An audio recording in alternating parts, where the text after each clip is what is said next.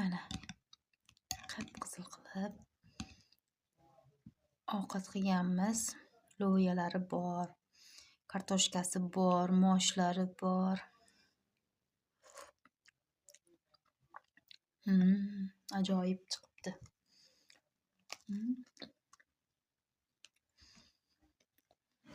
Judayam mazali chiqibdi.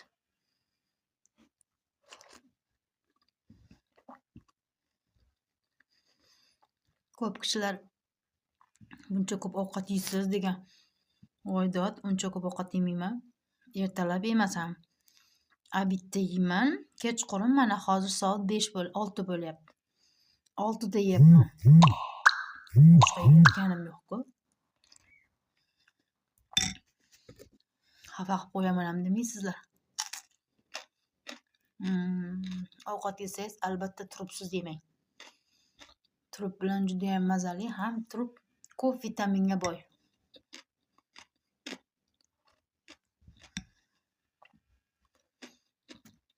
Buncha ko'p ovqat yeysiz, deyuvchilarim ko'payib ketyapti. Ovqat yemasam ozib ketaman-ku. Yeymanda. Ovqat yemasdan o'ylayman-da.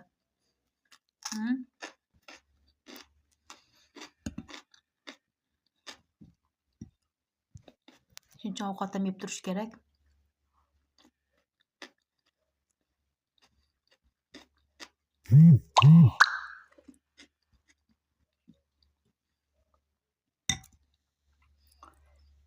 Shundaymi? Nima dedilaringiz?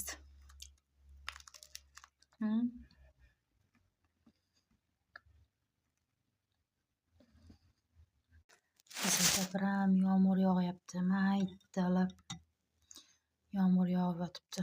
Hech joyga chiqa olmaysiz ham, hech yoqqa bora olmaysiz ham.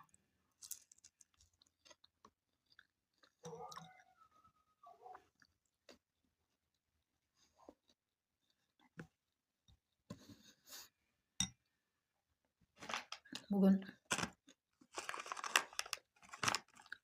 kichkina o'g'limga pul bersam, mana buni ko'tarib ketdi. Menga olib ketdi. Lekin o'zimiz do'konda ham bor.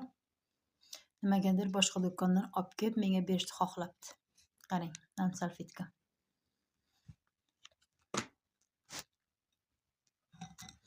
Men ham faxrlanib ishlatib o'tiribman.